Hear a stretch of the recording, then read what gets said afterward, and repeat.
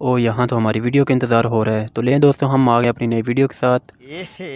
رہا نہیں جاتا، تڑپ ہی ایسی ہے نا۔ السلام علیکم دوستو، میرا نام ہے محمد احمد اور آپ دیکھ رہے ہیں تفریح ٹی وی۔ دوستو میں لے کر آیا ہوں آپ کے لیے کچھ مزیدار اور امیزنگ فیکٹس جن کے بارے میں جان کر آپ ضرور حیران ہوں گے اور اس کے ساتھ آپ انٹرٹین بھی ہوں گے اور جن کے بارے میں آپ پہلے سے نہ جانتے ہوں گے۔ تو چلیے ہم بڑھتے ہیں اپنے پہلے فیکٹ کی طرف۔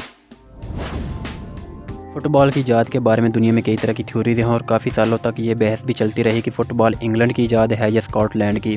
تقریباً 2500 قبل مسیح میں مصری، چائنیز، یونانی اور رومی فٹ بال سے ملتی جلتی گیمز کھیلتے تھے جس میں بال اور پاؤں وغیرہ استعمال ہوتے تھے۔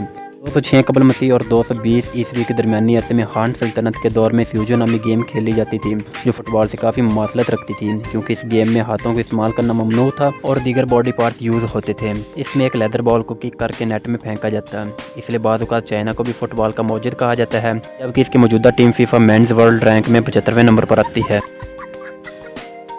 البتہ کئی لوگوں کا خیال ہے کہ موجودہ فٹ بال گیم 9ویں صدی میں انگلینڈ میں شروع ہوئی جس میں گاؤں کے نوجوان بال کو ایک مخصوص ایریا میں پھینکتے تھے۔ اس گیم کو فوک بال یا فوک فٹ بال کہا جاتا تھا۔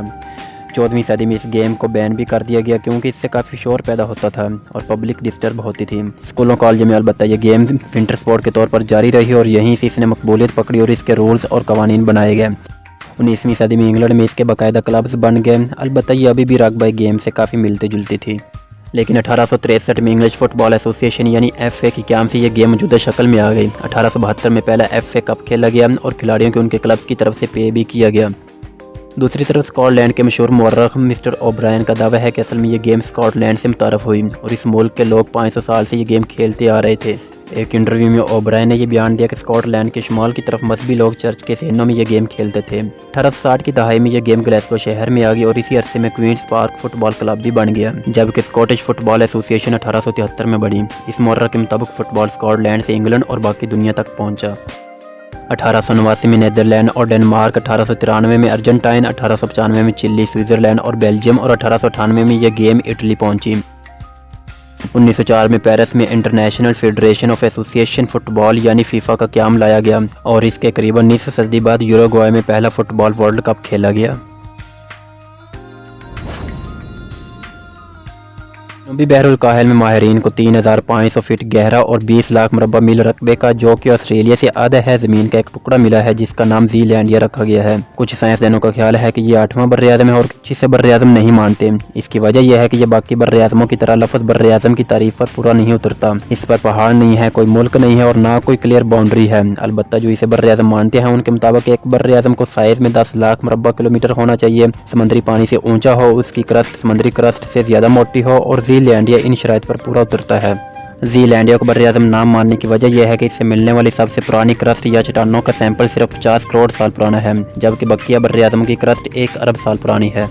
تحقیق کے مطابق زی لینڈیا موجودہ نیوزی لینڈ اور 850 لاکھ سال پہلے ٹوٹنے والے سپر کانٹیننٹ گونڈوانا لینڈ کے ٹکڑوں سے مل کر بنا ہے۔ اس کا 94% حصہ پانی میں ڈوبا ہے اور گونڈوانا لینڈ سے ٹوٹنے کے قریباً 3 کروڑ سے 5 کروڑ سال تک یہ مکمل طور پر پانی کے اندر رہا۔ ماہرین ارضیات نے زی لینڈیا سے ملنے والے گرینائٹ کے 169 ٹکڑوں پر تحقیق کی جس سے انہیں پتہ چلا کہ جس کرسٹ سے یہ ٹکڑے ملے ہیں ماضی میں وہ ایک عظیم اور اکیلے بر اعظم جس کا نام روڈینیا تھا کا حصہ تھی، 1.25 ارب سال سے 90 کروڑ سال پہلے موجود تھا۔ اس سے اندازہ ہوتا ہے کہ زی لینڈیا کی تاریخ 50 کروڑ سال سے بھی زیادہ پرانی ہے۔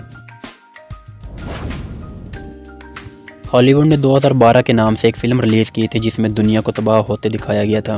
یہ مووی ایک قدیم میتھ کی بنیاد پر بنائی گئی تھی جس میں یہ پیشن گوئی تھی کہ زمین کے کور کا ٹمپریچر بڑھنے اور سورج کی شعلوں کی وجہ سے 21 دسمبر 2012 کو اس دنیا کا اختتام ہو جائے گا۔ اس کے علاوہ بھی ہالی ووڈ کی کئی موویز میں وہ زمین کو تباہ کرتے اور بچاتے ہوئے دکھائے جاتے ہیں اور اپنا بزنس چلا رہے ہیں۔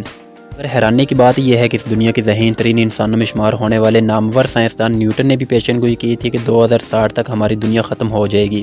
نیوٹن ایک سائنسدان ہونے کے ساتھ ساتھ مذہبی شگفت بھی رکھتا تھا۔ اس کی یہ پیشن گوئی کوئی سائنسی بیس پر نہیں تھی بلکہ انجیل کے کتاب دانیال کی بنیاد پر اس نے یہ کہا تھا۔ نیوٹن جس نے دنیا کو حرکت اور گریوٹی کے قوانین دی، اس کا ماننا تھا کہ مقدس رومی سلطنت کے قیام کے 1260 سال بعد یہ دنیا 2060 میں ایک ہولناک منظر دیکھے گی اور اپنے اختتام کو پہنچے گی۔ یہ پیشن گوئی 1704 میں لکھے گئے خط سے معلوم ہوئی جب یروشلم کی ہیبریو یونیورسٹی میں یہ خط دنیا کے سامنے لایا گیا۔ دنیا کے ختم ہونے اور قیامت کے علم تو صرف اللہ کے پاس ہے اور وہی فیصلہ کرنے والا ہے کہ کب اس زمین اور آسمان کو صفحہ ہستی سے مٹانا ہے۔ انسان تو صرف اپنی سوچ کے گھوڑے دوڑاتا ہے جن کے سچا ہونے کا کوئی مضبوط امکان نہیں ہوتا۔